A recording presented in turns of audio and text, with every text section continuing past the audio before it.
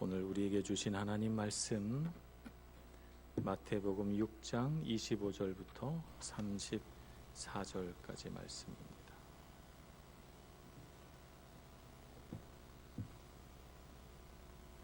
마태복음 6장 25절부터 34절까지 저와 여러분이 한 절씩 교독하겠습니다. 그러므로 내가 너희에게 이르노니 목숨을 위하여 무엇을 먹을까 무엇을 마실까 몸을 위하여 무엇을 입을까 염려하지 말라. 목숨이 음식보다 중하지 아니하며 몸이 의복보다 중하지 아니하냐.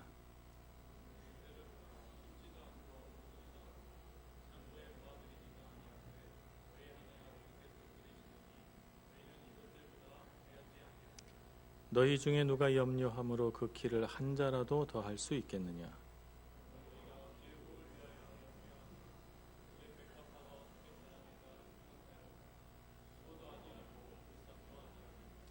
그러나 내가 너희에게 말하노니 솔로몬의 모든 영광으로도 입은 것이 이 꽃 하나만 갖지 못하였느니라.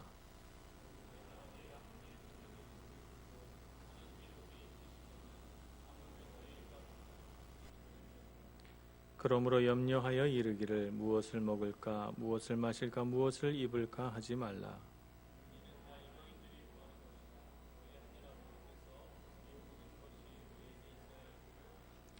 그런즉 너희는 먼저 그의 나라와 그의 의를 구하라. 그리하면 이 모든 것을 너희에게 더하시리라.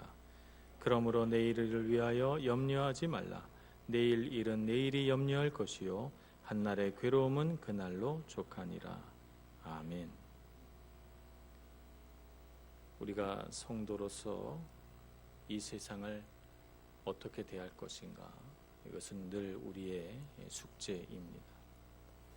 세상과 관계 맺는 방식이 곧 우리가 얼마나 성숙한 믿음을 갖고 있느냐라고 하는 것을 가름한 척도가 되기도 하고, 세상과 관계를 맺으면서 우리의 신앙과 믿음을 점검하고 또 훈련받으며 연단시켜 나가기도 합니다. 그래서 세상은 하나님과 더불어서 우리가 가장 많이 생각하는 주제 가운데 하나이죠. 세상과 어떤 관계를 맺으며 세상에 대하여 나의 태도는 어떠해야 하는가. 마태복음 6장 19절에서 24절 우리 지난주에 묵상한 말씀 속에서 예수님은 분명히 우리에게 말씀하시기를 보물을 땅에 쌓아두지 말라 이렇게 말씀하십니다.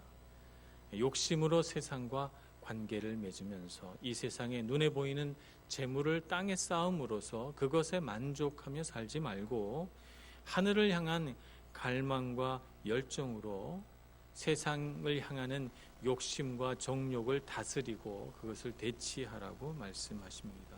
그런 우리 영적인 문제들을 치유하라 이렇게 말씀하고 계시죠. 그래서 땅에 쌓아두지 말라는 말은 땅에 조금 더 쌓아두면 안 된다 이런 말이 아니고, 땅에 쌓으려고 하는 욕심이 사라지고 하늘에 쌓으려고 하는, 보화를 하늘에 쌓으려고 하는 열정과 열망으로 이 세상을 살라 하는 것입니다. 그러나 땅에 쌓아두려는 경향 못지않게 성도가 경계해야 할 또 하나의 태도가 있는데, 그것은 세상을 두려워하고 염려하는 것입니다. 오늘 성경 말씀을 보면 세상을 두려워하면서 염려하는 주제는 뭐냐면 무엇을 먹을까, 무엇을 마실까, 무엇을 입을까 하는 것입니다. 세상을 사랑하며 땅의 보화를 쌓아두려고 하는 자세나 세상을 두려워하면서 염려와 근심을 그치지 못하는 태도, 이 두 가지 모두 다 사실은 성도의 삶에는 합당한 모습이 아닙니다. 성도라면 모름지기 염려와 근심을 그치고 하나님께서 우리를 돌보시고 우리를 먹이시고 마시게 하시고 입히신다는 것을 잘 알아서 세상에 살아가면서 세상이 우리를 도와주지 못할까봐, 공급해주지 못할까봐 걱정하며 염려하며 근심하며 살아가는 모습을 우리는 당장 그만두어야 할 것입니다. 우리는 오히려 하나님을 믿고 의지함으로 우리의 참된 공급자 되신 주님을 믿고 따름으로 우리에게 넉넉히 채워주시고 필요를 따라 우리를 이 땅을 잘 살게 해주시는 하나님을 믿고 의지해야 되는 것입니다. 그런 삶을 살아갈 때 우리는 믿음이 자라고 또 열매 맺는 삶을 살게 됩니다. 그런데 이렇게 믿음을 가지고 살지 못하면 어떻게 되는가? 마태복음 13장에 우리가 잘 알고 있는 비유가 등장합니다. 4가지 땅의 비유입니다. 그 중에 3번째 땅은 뭐냐면 가시떨기가 자라나 있는 땅입니다. 마태복음 13장 22절에서는 이렇게 말씀합니다. 가시떨기에 뿌려졌다는 것은 말씀을 들으나 세상의 염려와 재물의 유혹에 말씀이 막혀 결실하지 못하는 자요라고 예수님께서는 제자들에게 풀이해 주십니다. 그러니까 가시떨기라고 하는 것은 2가지입니다. 하나는 세상의 염려고 하나는 재물의 유혹입니다. 마태복음 6장에서 말하고 있는 땅에 보화를 쌓아두려고 하는 자세와 염려하며 근심하며 무엇을 먹을까, 무엇을 마실까, 입을까 걱정하는 세상 염려, 이 2가지는 가시떨기와 같아서 하나님의 말씀을 듣기는 하나 그 말씀을 잘하지 못하게 하는 가시 같다는 것입니다. 좋은 말씀을 들어도 세상의 염려와 근심 때문에 재물의 유혹 때문에 마음을 빼앗겨서 그 빼앗긴 세상 염려와 근심 그 유혹 때문에 에너지를 거기다 다 써버리고 소진해버려서 하나님의 말씀을 듣고 그 말씀을 마음속에 보존하고 그 말씀을 붙들고 의지하고 말씀을 따라 살려고 하는데 필요한 에너지가 하나도 없다는 거예요. 하나도 없다는 거예요. 그래서 말씀을 듣기는 하지만 말씀이 자라나지 못하는 것입니다. 말씀이 자라나지 못한다는 말은 믿음이 자라나지 못한다는 거예요. 우리의 믿음이 자라나려면 말씀이 우리 귀에 들렸을 때 귀에만 들리는 것이 아니고 우리 마음밭에 떨어져서 심기워져서 말씀이 생명력을 가지고 움을 트고 그래서 자라날 때 말씀의 능력이 발휘되는 것인데 말씀을 듣자마자 그 말씀이 떨어진 자리에 말씀이 씨가 싹이 나지 못할 정도로 가시떨기가 왕성하게 자라나서 세상 염려와 근심으로 가득 차 있으니 어찌 말씀이 우리 마음에 뿌리를 내리겠습니까? 우리가 가지고 있는 힘은 한정되어 있습니다. 우리가 가지고 있는 에너지는 언젠가는 다 고갈됩니다. 그 힘을, 그 에너지를 세상 염려와 물질의 유혹에 다 써버리니 어떻게 열매를 맺을 수 있겠습니까? 어떻게 우리가 결실을 볼 수 있겠습니까? 우리는 염려를 그쳐야 합니다. 우리 마음속에 하나님의 말씀이 생명력을 가지고 자라나게 하려면 우리는 염려와 근심을 그치고 세상의 재물 유혹을 다 버려야 하는 것입니다. 그런데 생각해 보면 염려하지 않는 삶을 우리가 살 수 있을까 하는 생각을 해보게 됩니다. 예수님의 가르침, 오늘 이 가르침은 염려하는 마음이 조금도 있으면 안 된다 이런 말씀은 아닐 것입니다. 아니 오히려 주님께서는 우리가 염려하지 않고는 조금도 살 수 없는 연약한 존재인 걸 잘 아십니다. 이렇게 우리가 염려하고 근심하며 살 수밖에 없는 연약한 인생인 걸 잘 아시는 분이 왜 염려하지 말라라고 가르치고 계신 걸까요? 분명히 이 가르침에는 뜻이 있으시고 분명히 우리가 염려하며 살아갈 수밖에 없는 연약한 존재인 걸 아시면서도 염려하지 말라라고 하는 것은 분명히 그것이 좋기 때문이고 그렇게 살아야만 우리가 행복하기 때문에 주님께서 이렇게 우리에게 가르쳐주고 계시는 것입니다. 주님의 이 말씀은 세상을 살면서 계획을 세울 필요도 없다. 하나님께 맡기고 기도만 하면 되지 무슨 계획을 세우는가 이런 의미가 아닙니다. 꼭 해야 하는 걱정도 다 무시하고 그냥 태평하게 살아라 이런 말도 아닐 것입니다. 나태하고 게으르게 살면서 미래를 전혀 준비하지 않아도 된다. 하나님이 그냥 다 채워주실 테니까 이런 말도 아닙니다. 주님께서는 하나님의 창조 섭리와 그분의 돌보심, 그분을 의지할 때 우리에게 찾아오는 기쁨을 말하고 있는 것입니다. 그래서 예수님께서는 이 말씀을 듣는 제자들을 향해서 공중의 새를 보라, 들의 백합화를 보라, 이렇게 말씀하십니다. 그들은 심지도 않고 거두지도 않고 창고에 모아들이지도 않고 수고하지도 길쌈하지도 않습니다. 그런데도 하나님께서 지으신 뜻대로 잘 살고 있습니다. 오히려 솔로몬의 모든 영광보다, 사람이 하나님 앞에 올려드릴 수 있는 모든 영광보다 이 들의 백합화가 피어 올려드리는 영광이 더 크다, 이렇게 주님은 설명하십니다. 얼마나 자유하며 얼마나 자연스러우며 얼마나 복되고 아름다운 삶입니까?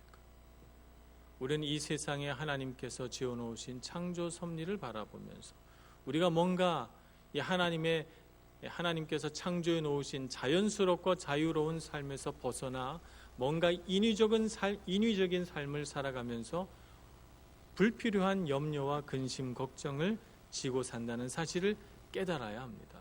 그것을 깨달으라고 공중의 새를 보라, 들의 백합화를 보라 말씀하시는 것입니다. 우리의 근심은 무엇입니까?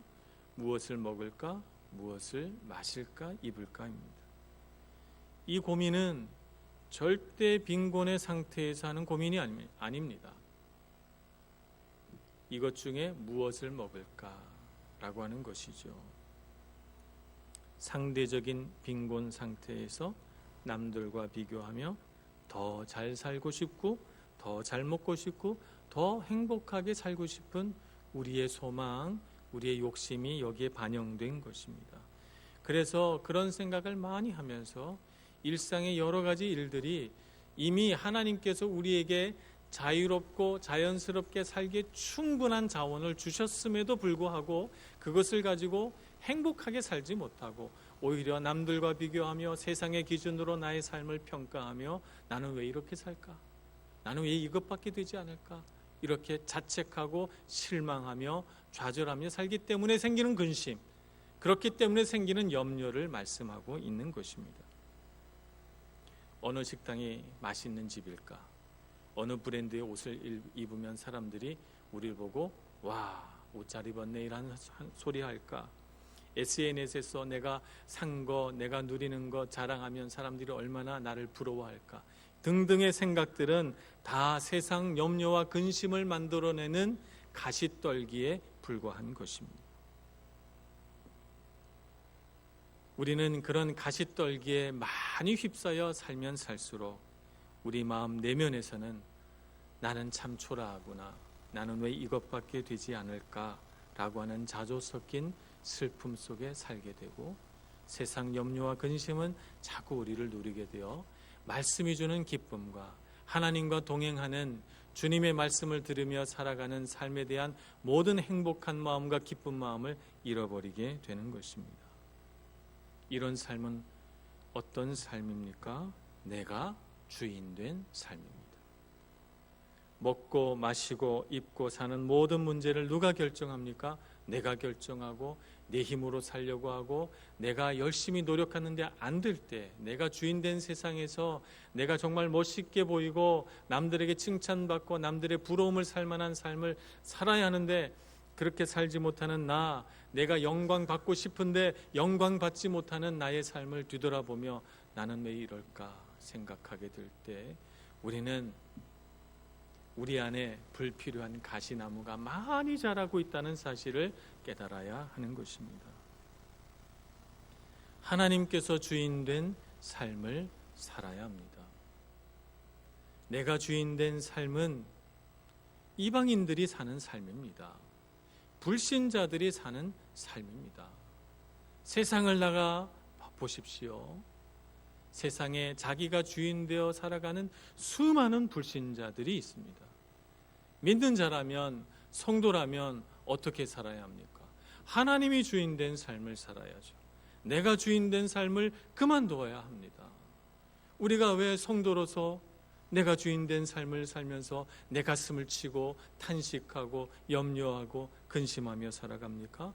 그런 삶을 우리가 익숙하게 봐왔습니다. 세상의 많은 이방인들이, 불신자들이 그렇게 사는 것을 말입니다. 우리는 주님 안에서 무엇을 자랑해야 합니까? 하나님 안에서 하나님께서 주인된 삶을 자랑할 수 있어야 합니다. 먹고 마시고 입고 사는 모든 문제를 하나님께서 돌보아 주시고 하나님께서 공급하여 주실 줄 믿고, 내가 이미 누리고 있고 내가 이미 가지고 있고 내가 이미 살고 있는 이 모든 나의 소유와 나의 자산과 나의 삶에 대하여 참 좋구나, 참 감사하구나, 참 자연스럽고 행복하구나 라고 하는 고백이 우리 입술에서 나와야 하는 것입니다. 남과 비교하지 말고 세상 기준으로 나를 평가하려고 하지 말고 지금 있는 그대로 인정하고 누리고 감사하고 기뻐하고 하나님께서 주인 되시게 하고, 나의 삶을 통해서 좀 부족하고 가난해도 하나님께 영광, 조금 넉넉하고 풍부하다면 하나님께 더 큰 영광을 올려드릴 수 있는 저희들 모두가 되어야 할 것입니다. 요게벳의 노래라고 하는 그 노래, 우리 지난번 청년 구역에서 수화 찬양 드릴 때 참 깊은 감동을 받았는데요, 거기에 이런 가사가 나옵니다. 너의 삶의 참 주인, 너의 참 부모이신 하나님 그 손에 너의 삶을 맡긴다. 이 고백은 어떤 고백입니까? 갓난아기 모세를 갈대 상자에 담아 역청을 발라 물에 빠지지 않도록 고이고이 상자를 만든 후에 그 상자에 모세를 담아서 나일강에 띄워 보내는 엄마의 절절한 심경입니다. 이제 자기 손을 떠나며 강물을 따라 흘러내려가는 갓난아기 모세를 바라보며 어머니 요게벳의 고백은, 너의 삶의 참 주인은 너 자신이 아니고 내가 아니고 부모가 아니고 하나님 그분이다. 내가 하나님 그분의 손에 너를 맡긴다. 너는 떠내려가거라, 하나님 손에서 크거라, 하나님 뜻대로 살거라 라고 하는 믿음이 그 안에 있는 것입니다. 모세가 된 것은 이 어머니의 믿음이 있었기 때문입니다. 이 믿음과 이 신앙으로 모세를 이 세상에 태어나게 했고 모세를 길러냈고 모세를 보냈기 때문에 부모를 떠난 긴 세월 동안 모세의 마음이 하나님 안에서 떠나지 않고 위대한 민족의 지도자가 된 것입니다. 오늘 우리는 어떻게 살아야 합니까? 우리 삶의 참 주인이신 주님을 알아야 될 것입니다. 하나님은 우리의 참 주인이시며 참 부모십니다. 하나님과의 관계를 가장 중요하고 소중한 것으로 여겨야 합니다. 세상 무엇보다 하나님의 성품을 아는 것이, 하나님의 아버지 되심을 내 삶에서 경험하고 받아들이는 것이 가장 중요합니다. 나의 상식, 내가 경험하는 세상 안에서 주님이 하시는 일을 다 알 수 없어도 그분을 신뢰할 수 있어야 합니다. 나의 힘이 그치는 그곳에서, 나의 힘이 닿지 않는 그 너머에서 일하시고 내가 알지 못하는 놀라운 일들을 나의 삶 가운데서 행하시는 하나님을 경험할 수 있어야 합니다. 그 하나님을 신뢰하는 저와 여러분 되기를 소망합니다. 그러므로 삶의 우선순위를 생각해 볼 때 먹고 마시고 살아가는 땅의 삶을 삶의 우선순위에 두면 안 됩니다. 그래서 우리는 먹고 사는 문제에 묶인 삶을 살아서도 안 되고, 먹고 사는 문제를 아주 무시하는 삶을 살아서도 안 됩니다. 우리가 살아가는 땅의 삶의 문제들을 놓고 하나님께 기도하며 이 모든 문제의 해결자는 주님밖에 없으시다 생각하고 우리를 공급하시고 돌보시고 우리를 인도해 가시는 하나님, 우리 삶에서 발견하면서 하나님께서 나의 삶을 돌보시는구나, 나에게 은혜와 복을 주시는구나 라고 하는 깨달음과 고백이 매일매일 있어야 하는 것입니다. 이것이 균형 잡힌 삶입니다. 균형 잡힌 신앙입니다. 그래서 우리가 오늘 33절의 말씀처럼 그런즉 너희는 먼저 그의 나라와 그 그의 의를 구하라 하신 이 예수님의 말씀이 우리 마음속에 깊이 들어와야 합니다. 먼저 그의 나라라고 하는 것은 그분의 다스리심을 받아들이라는 것입니다. 또 그의 의라고 하는 것은 하나님께서 모든 것을 옳게 만드신다는 것입니다. 하나님의 선하신 뜻대로 올바르게 만들어 주실 줄 믿고 하나님 뜻대로 살아가는 삶, 그것이 우리 삶에 있어서 가장 첫 번째 된 삶의 주제가 되어야 한다라고 우리에게 가르쳐 주시고, 우리가 그것을 삶의 최우선순위로 놓고 어떻게 하면 하나님의 뜻대로 살까? 어떻게 하면 하나님의 뜻대로 열심히 공부하고, 어떻게 하면 하나님의 뜻대로 사업하고, 어떻게 하면 하나님의 뜻대로 아버지가 되고, 어떻게 하면 하나님의 뜻대로 관계를 맺으며, 어떻게 하면 하나님의 뜻대로 성도가 될까? 라고 하는 생각을 매일매일 해가는 가운데 하나님께서 그 외에 근심해야 할 모든 문제들, 먹고 살고 입는 모든 문제를 해결해 주신다는 것입니다. 공중에 나는 새처럼 들의 백합화처럼 자연스럽고 자유하게 우리를 길러주신다는 것입니다. 그런 삶을 살아갈 수 있는 저와 여러분이 되기를 소망합니다. 그분의 손에 우리를 놓아드리는 것, 이것이 믿음입니다. 내 상식과 내 경험으로는 그렇게 살면 안 된다고 세상이 말해주지만, 그러나 그 세상의 상식과 경험을 버리고 그분의 손에 우리를 놓아드리는 것, 그분이 일하시도록 우리 자신의 삶을 허용해 드리는 것, 이것이 믿음입니다. 믿음 있는 삶을 살아가서 우리 삶의 모든 가시나무를 다 제거해 버리고 말씀이 무럭무럭 자라나고 열매 맺는 삶을 살아가시는 여러분 모두가 되기를 간절히 축원합니다. 기도하겠습니다. 자비로우신 하나님 아버지, 주님의 사랑과 은혜를 우리에게 부어 주옵소서. 우리는 연약하고 심히 무지한 자들입니다.